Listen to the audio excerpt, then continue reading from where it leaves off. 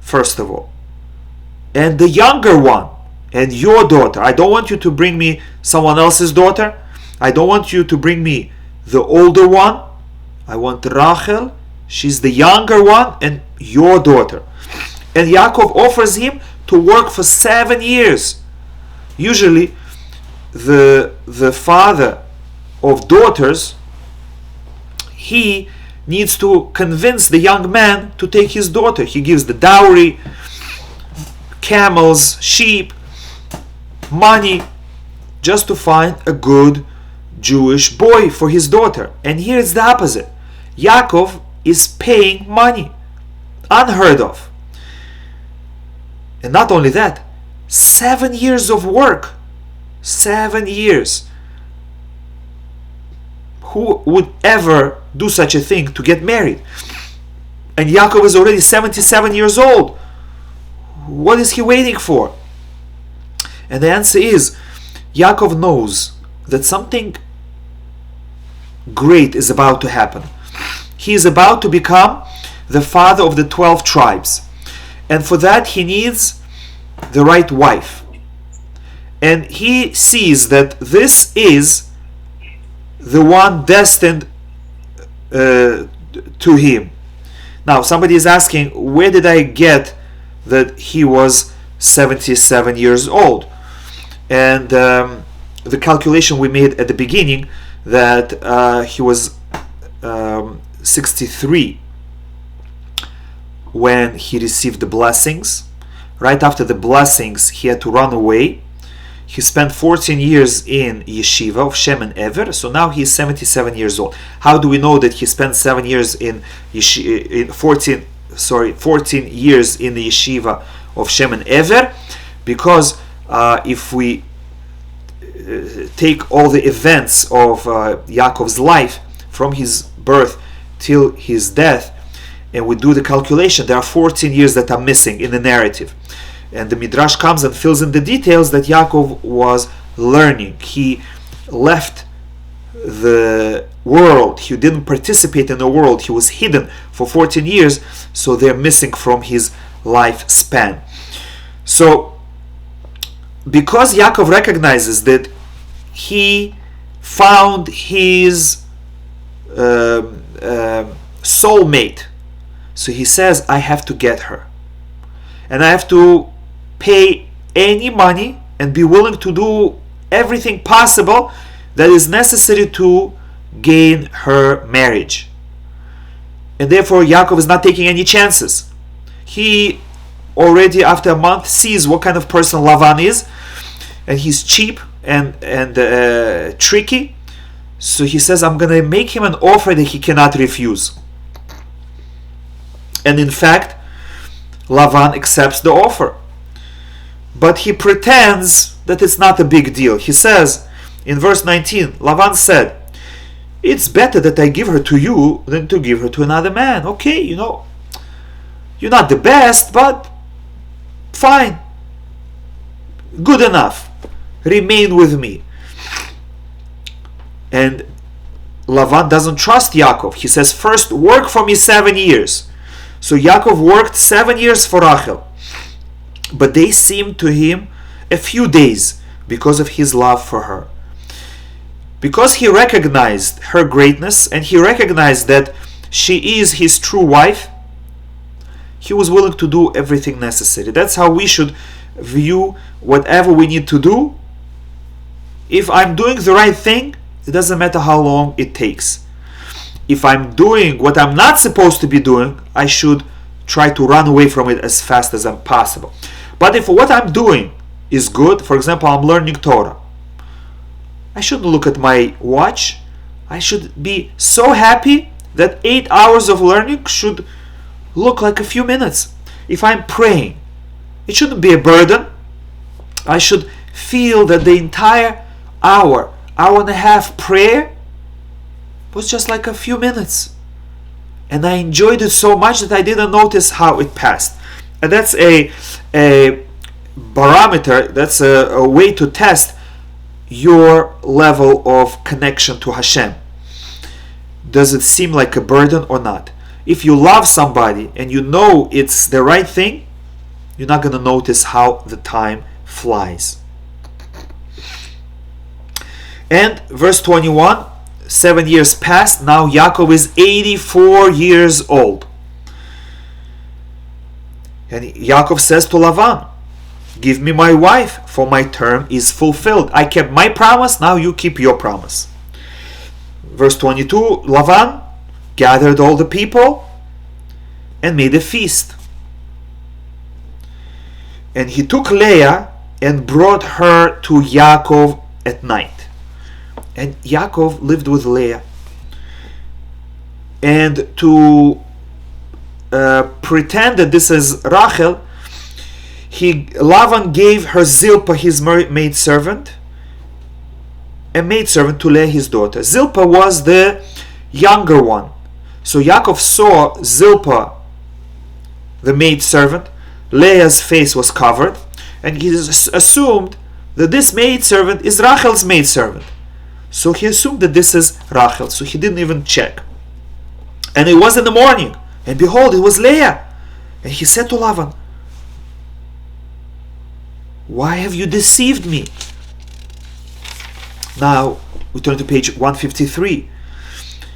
And Lavan doesn't accept the blame. He says, we don't do such things in our place. Where do you think you came to? We don't allow a younger daughter to get married before the older one. So he's blaming Yaakov for even considering such a thing. And he says, complete the week of celebration with this wife, and we will give you the other one too, for the work which you will perform for me yet another 7 years. He tricks him, and now he forces him, if you really want what you wanted to in the first place, you have to work for me another 7 years. So he didn't complain, because we have to always keep the goal in mind. If Yaakov would fight, he wouldn't get married. So Yaakov said, I'm not gonna fight, I'm not gonna make a big deal out of it, because my goal is not to prove that I'm right. My goal is to get married to the right wife, and the right wife for me is my beloved Rachel. So he kept quiet and he said, fine.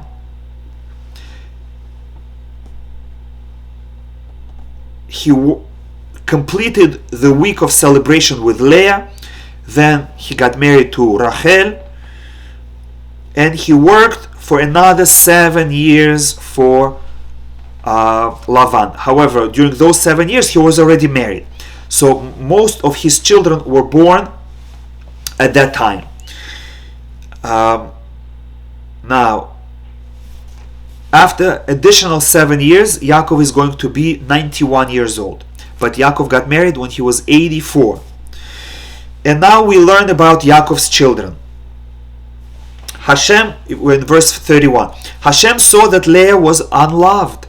Doesn't mean that Leah was unloved, that just means that in comparison to Rachel, who he loved more, Yaakov loved Leah at the drop less. But for a wife, that is a big trouble, and she suffered a lot. Leah suffered from the fact that Yaakov loved her a drop less than Rachel. And as a reward for going through such suffering, Hashem opened her womb, but Rachel remained barren. From here we learn that initially both Rachel and Leah were supposed to be barren, were supposed to be sterile. And it's only because of suffering that Leah underwent, Hashem replaced one suffering with another. Hashem said originally Leah had to go through the suffering of childlessness, but because she suffered from the fact that her husband doesn't love her as much, she doesn't need the other suffering anymore. So Hashem gave her a child right away, and Rachel remained barren as was the original plan. Leah conceived and gave birth to Reuven. Reuven means see my son, which what she meant was that look at my son and you will see the difference between my son Reuven, who is my firstborn, and my father-in-law's first son, Yitzchak's first son, Esav, who was born first, but he fought, even though he sold the right of firstborn, he was dishonest and he still fought for it, and he still complained that it was taken away from him illegally. Whereas when Reuven lost the firstborn right and Yosef took over, Reuven didn't complain. The opposite. Reuven went and saved Yosef, protected him. Then she gave birth to a second son, and she called him Shimon. Shimon comes from the word to listen. Reuven comes from the word to see. Shimon comes from the word to listen. In both of their names, she prayed to Hashem and said, "May Hashem see my suffering. May Hashem hear my suffering." She was praying that time will come that Yaakov should love her equal to Rachel. Then she gave birth to a third son. She called him Levi. Levaya means attachment. She prayed, may my husband become attached to me. Then she gave birth to the fourth son, and she called him Yehuda. Yehuda has the root of thanks. She said, now I can thank Hashem for giving me my portion, and even more than my portion, because she knew that Yaakov is going to have 4 wives, and each wife will give birth to 3 children, to 3 sons, and now she gave birth to the 4th. So she says, I am obligated to give thanks more than for not only for each son, but now for the fact that I got more than I deserved. I have to give special thanks to Hashem. And then at that time she stopped giving birth. In the meantime, chapter 30, Rachel saw that she had not borne children to Yaakov, and she became jealous of her sister. She felt Yaakov wanted to marry me, and Leah was substituted, and Yaakov loves me. I'm his main wife.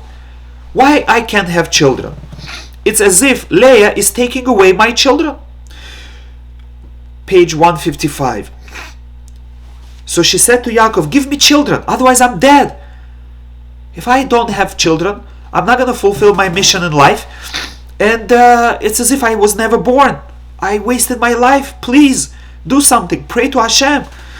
Yaakov became angry at Rachel because the way she spoke sounded like it's Yaakov's fault. And he told her, am I instead of God, who has withheld from you fruit of the womb? I can have children. You see, I have children with Leah. That means the problem is with you. So why are you blaming me? It's not my fault. And our sages say that Yaakov spoke with a little bit of insensitivity to Rachel. Yes, Rachel blamed him, and yes, it's true, it's not Yaakov's fault. But when somebody is suffering, when somebody is in pain, we have to be patient with them, and we have to understand that they are not themselves, and we cannot become angry at them, and we cannot say it's your fault. Chas v'shalom. Now, Rachel comes up with a plan. She said, here's my maid Bilhah. Let her become your wife, and let her have a child, and in the merit that I shared my husband with another for the purpose of having children, which means I want my husband to have children, and I'm not going to stand on principle and say I'm going to be the wife and no one else. I'm giving you another wife.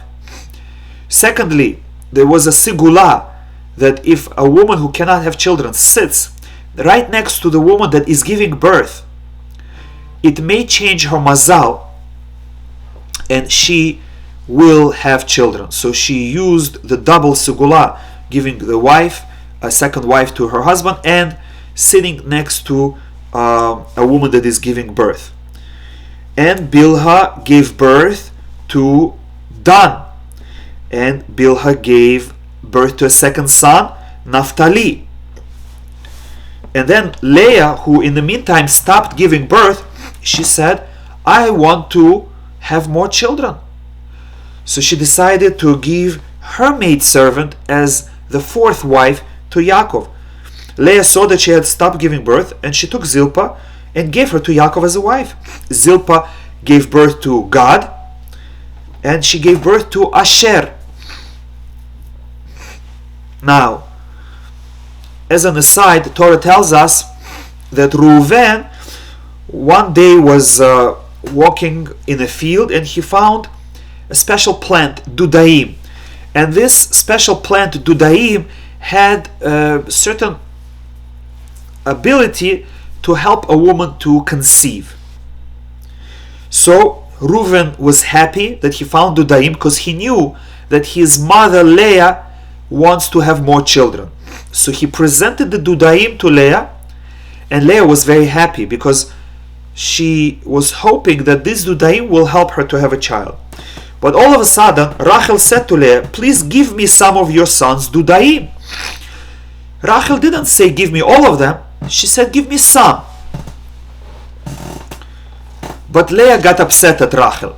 She said to her, was your taking my husband insignificant? Now you want to take my dudaim? Which means not only my husband loves you more and I'm suffering here, now you also want to take my children, that you want to from now on have children, and you want me not to have children.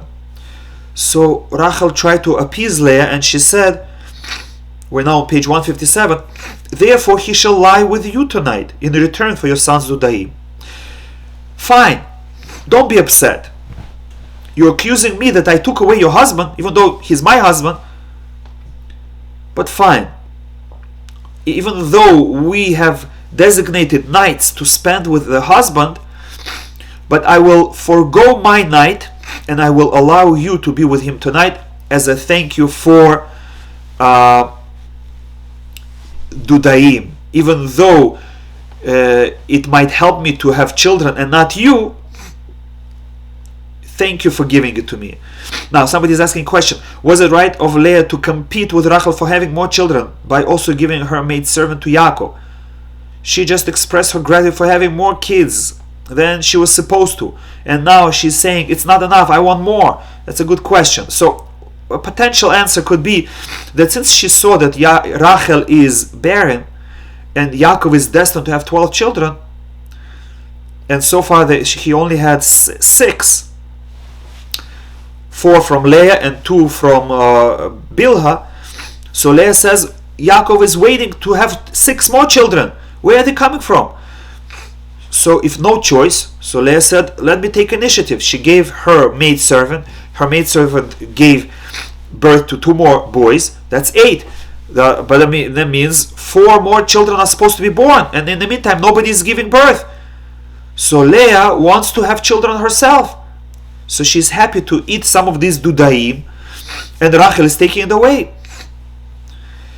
Yes, Leah also was a little bit insensitive, but our sages surprisingly here find fault with Rachel, because she had opportunity to be close to her husband, and when you have opportunity to be close to a righteous person, the greatest in the generation, and you forgo that opportunity, that's not good.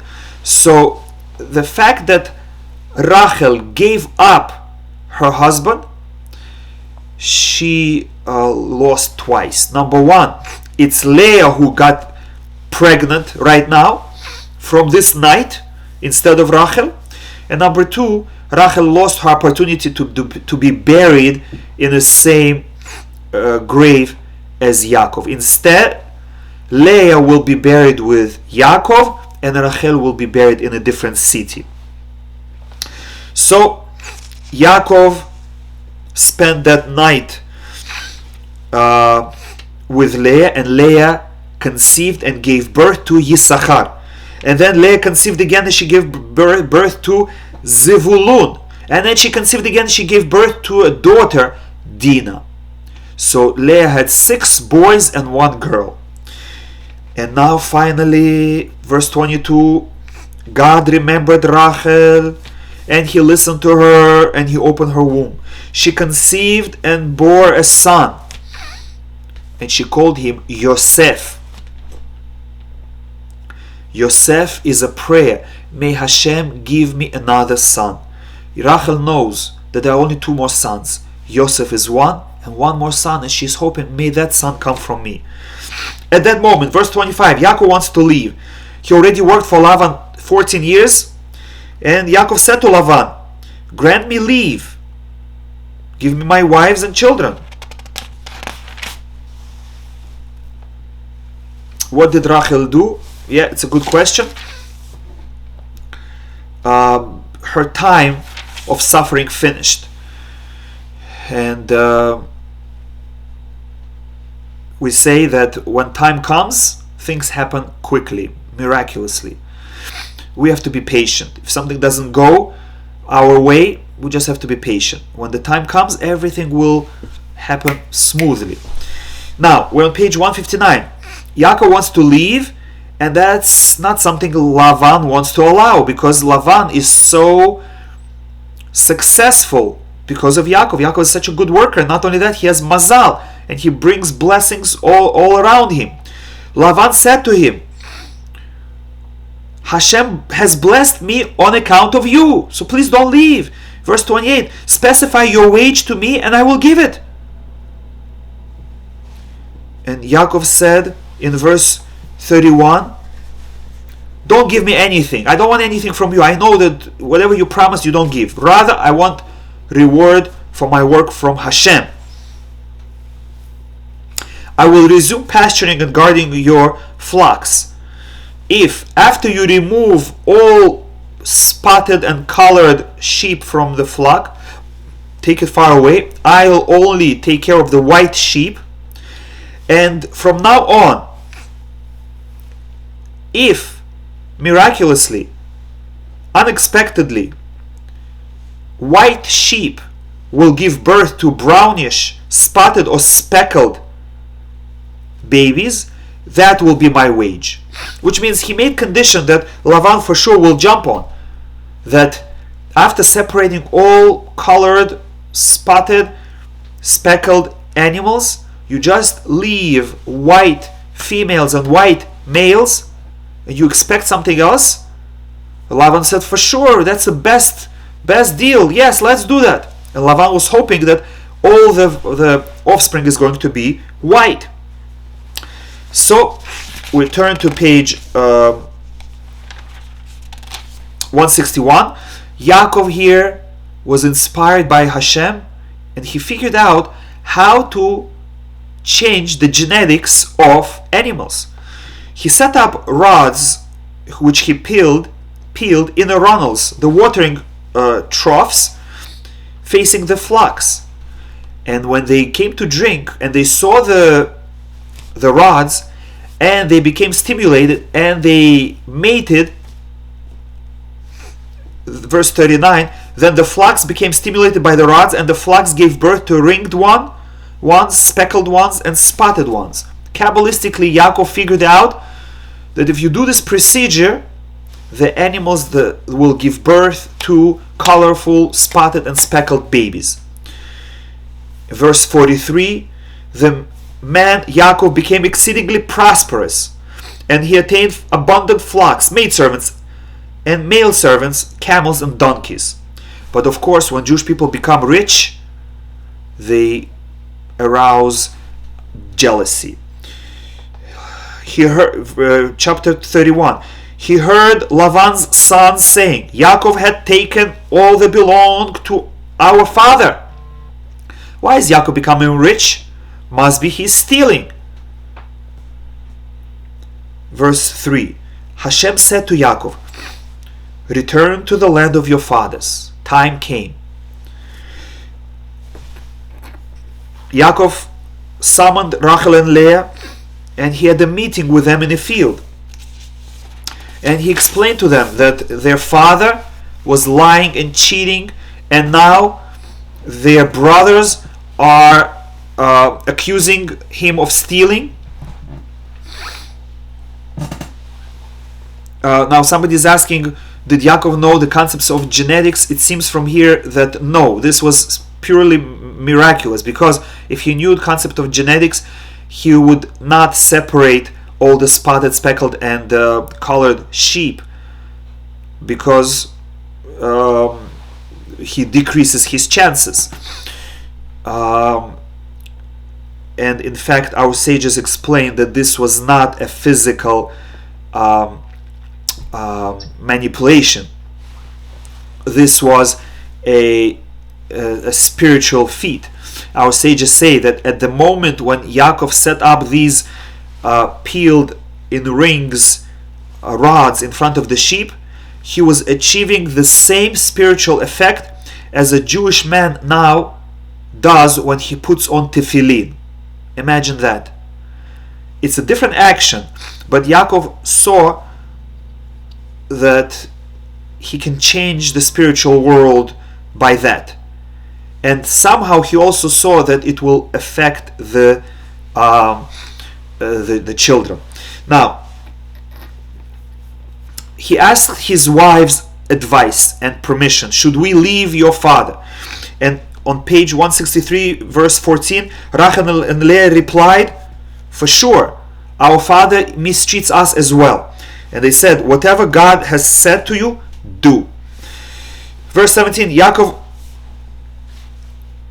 So by the way, Yaakov worked for Lavan during this period for 6 years. So that means Yaakov is now 97 years old.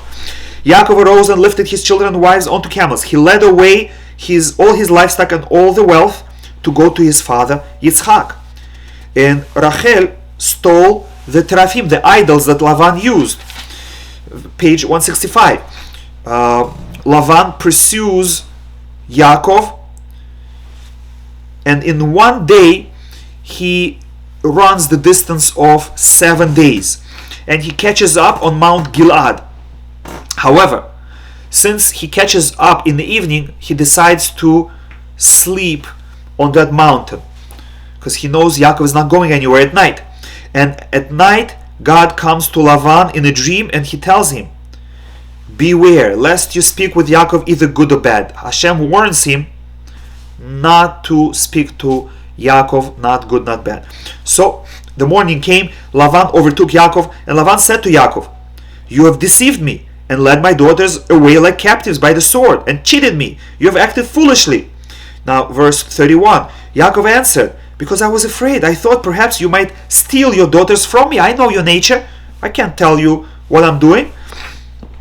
Now Lavan accused Yaakov of stealing his idols. So Yaakov said, search. If you find your idols, take them, and whoever stole, he should die. And Yaakov didn't know that Rachel stole them, and because of this inadvertent statement, Rachel died young. Lavan searched the entire camp, all the tents, and he found nothing. Now we're on page 167, verse 36. Then Yaakov became angered, and he took up his grievance with Lavan, and he mentioned all the times that Lavan tricked him, cheated him, even though Yaakov provided so much blessing, so much material bounty to Lavan, and Lavan was not grateful, ingrate. Verse 43, Lavan spoke up and said, and look at the way Lavan talks arrogantly, the daughters are my daughters, children are my children, and the flock is my flock, and All you see is mine. Lavan is going crazy. He's claiming that Yaakov's children are his children. That whatever Yaakov earned honestly